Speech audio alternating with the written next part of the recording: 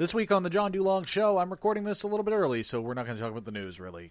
Talking about some other stuff, though. I'm sure I'll come up with something. Let's start the show!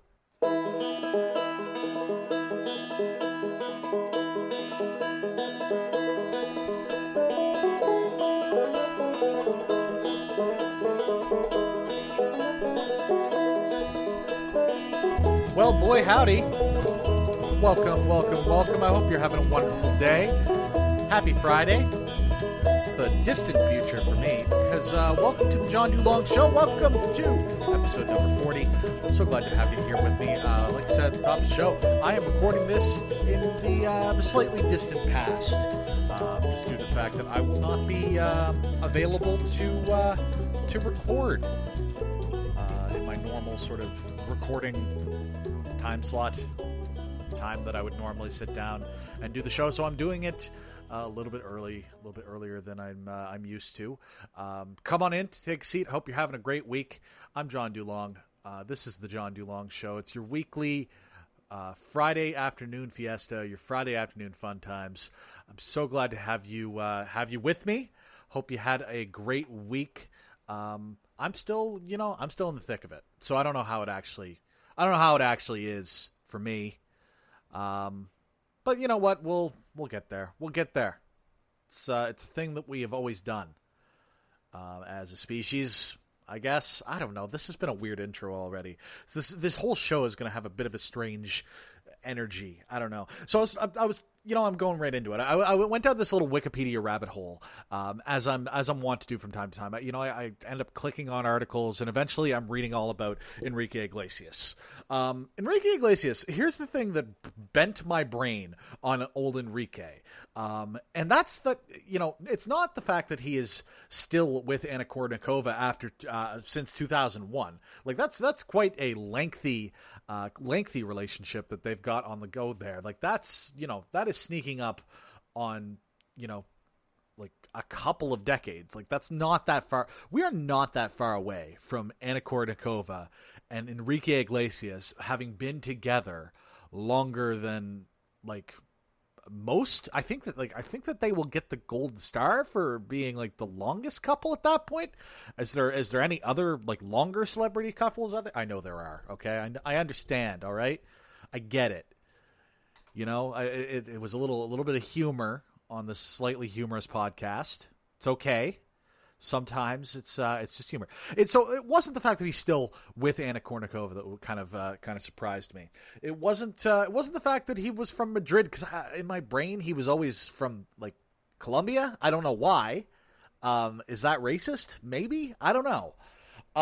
It's not the fact that he released his first album in 1995, although that does have something to do with it. It's the fact that Enrique Iglesias has been around for what feels like ever. Like it feels like he has always been there.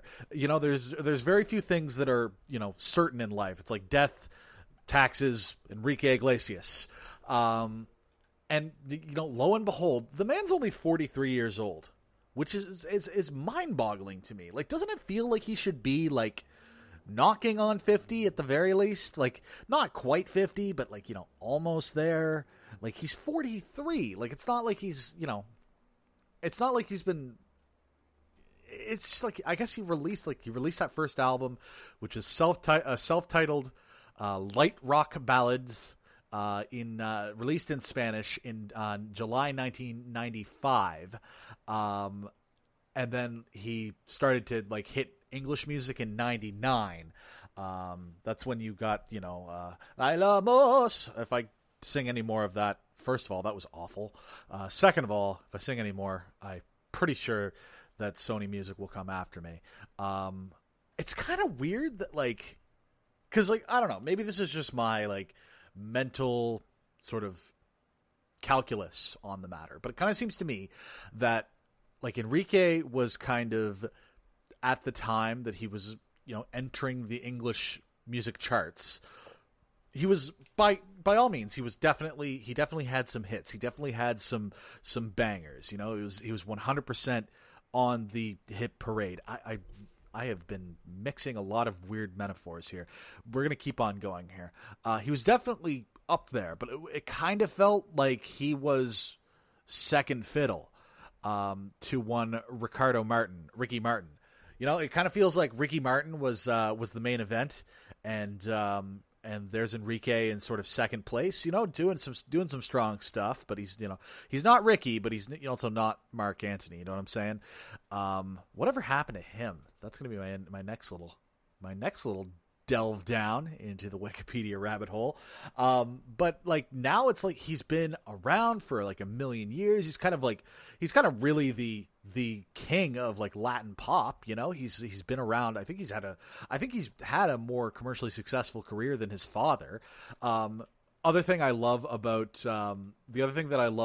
Wikipedia is like we've got the whole Enrique Iglesias, the whole Iglesias family, and it's like Julio Iglesias Sr., who is obviously Enrique's grandfather, has his own Wikipedia page. And it's not like he was a big, like,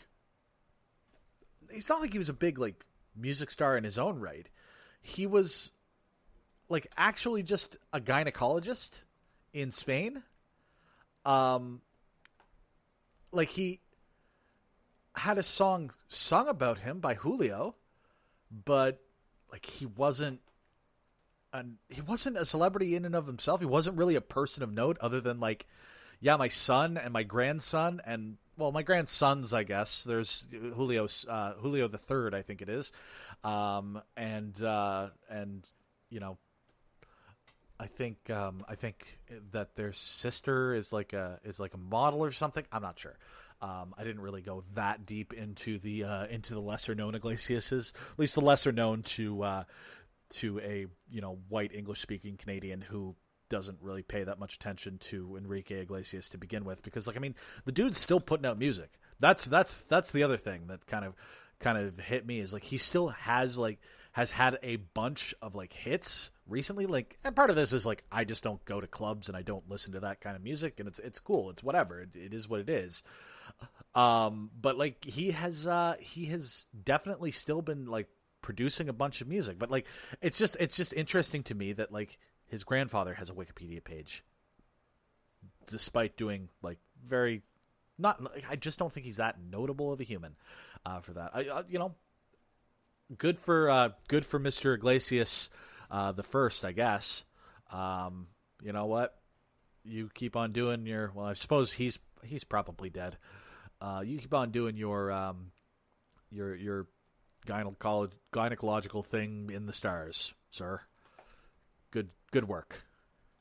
Okay, other little fun factoid though about Enrique Iglesias is he has a like little known non-fatal medical condition wherein the major visceral organs, so like your heart and like lungs and stuff like that, they're all in sort of their inverted positions, and it's called situs inversus, which I'm sure you can figure out where the Latin comes from there. But basically it's like his heart is on the wrong side. And like, so like it's incredibly rare. There's no treatment needed because there's no like other, like, you know, there's no complications that come as a result of it. But like, in addition to Enrique, Catherine O'Hara, the famous Canadian comedian, who was involved in Second City, and obviously a bunch of other amazing comedic things throughout the years. Catherine O'Hara, Donny Osmond of Donny and Marie, and also Randy Foye, American basketball player in the NBA. So there you go. That's just interesting. Like, interesting dude that Enrique Iglesias. Like I said, not really making music for me, but I'm glad he's doing what he's doing. This has been a thoroughly weird beginning to the show. I just thought that I would share with you what the hell is going on in my brain when I go down these YouTube, or these Wikipedia rather, rabbit holes. I go down YouTube rabbit holes and just end up watching like weird like video game footage. I don't know, man. Like, it's a strange thing when you're not really paying attention to what's going on, and you look up and suddenly it's on like part 53 of a Fallout 1 playthrough with some streamer that you've never heard of before in your life, and you're like, I was sitting down to watch Many a True Nerd, and I somehow got to this dude, and he is just like very not good at this game. Not to say that I'd be any better, because I was never good at. Like, I tried playing Fallout 1, just could never get into it. I just couldn't like master that style of Fallout 1. Not particularly good at the newer Fallouts either, but I don't know, man. Like, it's just a strange thing when you go down a YouTube rabbit hole. Not quite as strange, though, as a Wikipedia rabbit hole, because you end up reading about Enrique Iglesias and his extended family for like several hours when you should probably be asleep. That's probably what you should be up to, is sawing some logs. Anywho, we're gonna move on to the next section of the show. Like I said, I'm recording this in kind of a weird way. I'm recording in a weird order. I don't really actually know what I'm going to talk about next, but it's going to be the next thing on the show. It's kind of the way that I used to do this show, actually. Is I record it piecemeal as I had the opportunity. Wouldn't sit down and do it all at once like I have been sort of recently. This is a strange old adventure. Stay tuned.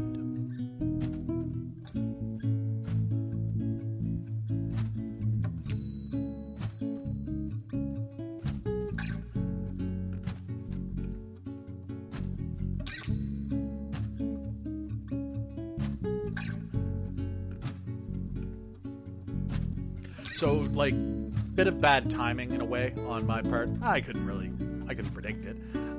Except I did, predict that it was going to eventually happen. And what am I talking about here? Well, just shortly after I finished recording last week's show and uploaded it and was ready for it to post, news hit the proverbial wires that Barb Reddick had taken the first step in serving her nephew Tyrone McGinnis, filing a statement of claim and notice of action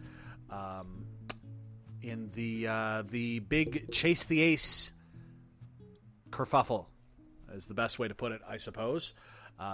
Big dispute over the winnings in a Chase the Ace jackpot of $1.2 million. So here's the story. If you don't know it, basically, here's Chase the Ace. It's kind of like, if you don't know what Chase the Ace is, it's kind of it's a lottery where, weekly you buy a ticket. It's kind of like a 50-50 thing. 50% of it goes to the jackpot, 50% goes to the charity or the organization that's running the Chase the Ace. The lottery number is drawn for that week. As far as I understand it, the idea is you do the lottery weekly, so you'd have to buy a new ticket each week. So a ticket is drawn. The person who has won that lottery then gets to draw from a deck of playing cards. And if they draw the ace of spades, hooray, you win the jackpot. If they don't draw the ace of spades, it all gets done again, and the reduced deck is what's left. You're still going for that ace of spades. You're still trying to get that ace. You're still chasing the ace. It's very clever. This particular Chase the Ace took place in Margaree, up in Cape Breton, as I understand it. And basically, Adam Rogers from Boardroom Rogers, I guess he's the one of the senior partners of that particular firm, has filed a lawsuit on behalf of Reddick in the Nova Scotia Supreme Court in Port Hawkesbury this past week. Also on the books, he's also filing a motion for preservation in order to prevent any of the prize money being won by, or being used by Mr. McInnes. So the story is, as I understand it, and I may be getting some of these details wrong, is that she sent her nephew to go purchase the actual Chase the Ace ticket, right? Sent him to go purchase it. And as a good luck thing, he bought the tickets. He bought his own ticket. One of hers was the one that won. She put, as a good luck thing, his name and her name both on the ticket. And basically that was the ticket that ended up winning the whole kit caboodle. So the JCA's lottery folks split they checked with their lottery license, and they split the jackpot because that seemed